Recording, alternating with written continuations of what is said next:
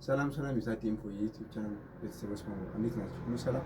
ዛሬ ደግሞ እጅግ በጣም ሀሪፍ የሆነ ለፈሳሽ ሳሙና ማምረቻ በተለይም የእቃ ፈሳሽ ሳሙና፣ የልብስ ፈሳሽ ሳሙና ሊሆን ይችላል፣ በረኪና ሊሆን ይችላል፣ የመሳሰሉት ነገሮች ለማምረት የሚመች ወይ ቀለል ያለ ማሽን የሚሸጥ ማሽን ስላለ በዚህ ማሽን ጉዳይ አንዳንድ ገለጻዎችን አደርግላችኋለሁ ማለት ነው። ስለዚህ መግዛት የሚፈልግ ሰው ሊኖር ስለሚችል ሼር ብታደርጉላቸው፣ እንዲሁም መግዛት የሚፈልግ ካለ ኮሜንት ላይ ዋጋውን የምናስቀምጥ ስለሚሆን እዛ ላይ መጠየቅ ትችላላችሁ ማለት ነው። እንደነ ይሄ ማሽን ለፈሳሽ ሳሙና ማምረቻ ነው። ይሄ እስከ 300 ሚሊ ሊትር ድረስ እስከ 300 ሊትር ድረስ 200 ሊሆን ይችላል በምታዩቸው እቃዎች መሰረት ስናመርትበት የነበረ ነው።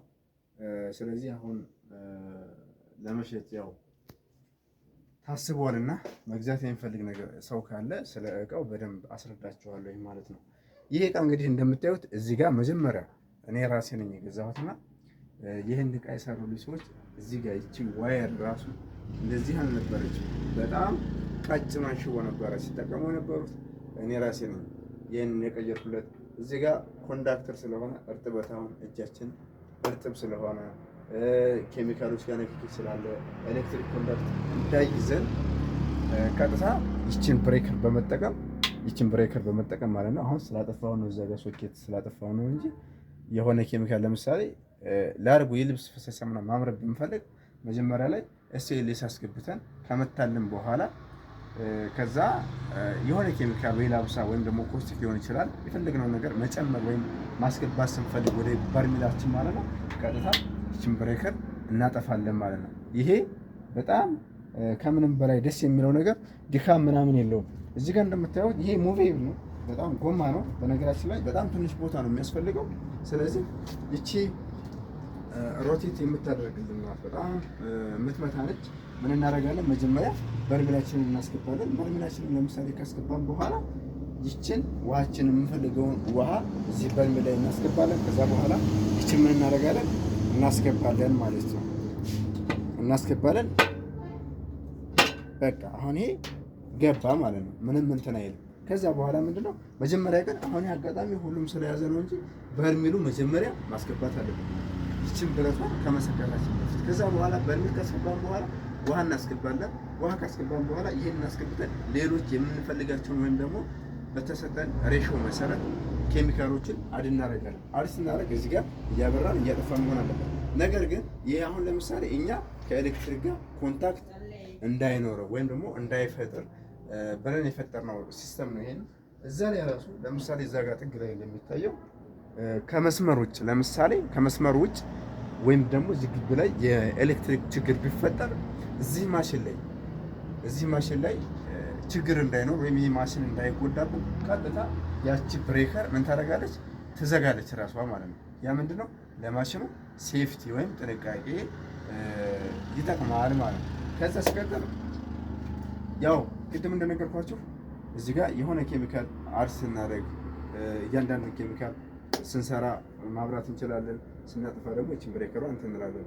እንደገና ደግሞ ምንድነው የምናደርገው? አሁን ብዙ ጊዜ በእንጨት ምናምን በበርሚል ለምሳሌ አሁን በዚህ 100 ሊትር ማምረት ከፈለግን በእንጨት ሊሆን ይችላል የማማስለው። በእንጨት ከሆነ አይታችሁ ከሆነ አንዳንድ ቦታ ላይ ኬሚካሉ የመጥለል ባህሪ ያሳያል። በደንብ ሪያክት አያደርግም፣ አይዋሃድም። የሚያኬዙ ምንድነው ኬሚካሉን እዚህ ጋር በደንብ እየጨመርን ስንሄድ በተለይ እነ ኤስኤልኤስን እና እነ ሳልትን ጨው ስንጠቀም ስናስገባ ማለት ነው በጣም አማሱን እንላለን። ይህ ደግሞ ይደክመን ነው። ስለሚደክመን ኬሚካሉን ወይም ደግሞ ላርጎ በደንብ ሪያክት አያደርግም፣ ወደ ገበያ ስናወጣው ውጤታማ አያደርግም ማለት ነው።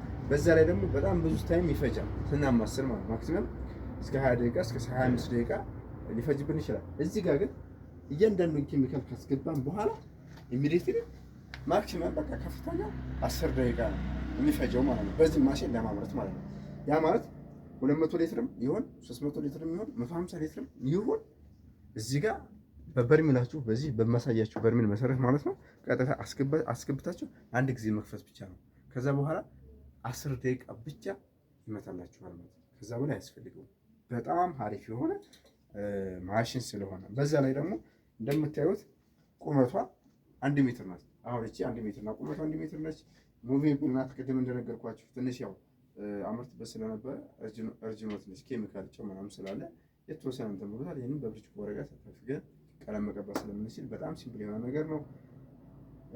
ቦታ በዛ ላይ ደግሞ ቦታ በጣም ትንሽ ቦታ ነው የሚያስፈልገን። በነገራችን ላይ ይሄ ሊኩዊድ ዲተርጀንት ወይም ደግሞ ፈሳሽ ሳሙና በትንሽ ቦታ ማምረት እንችላለን።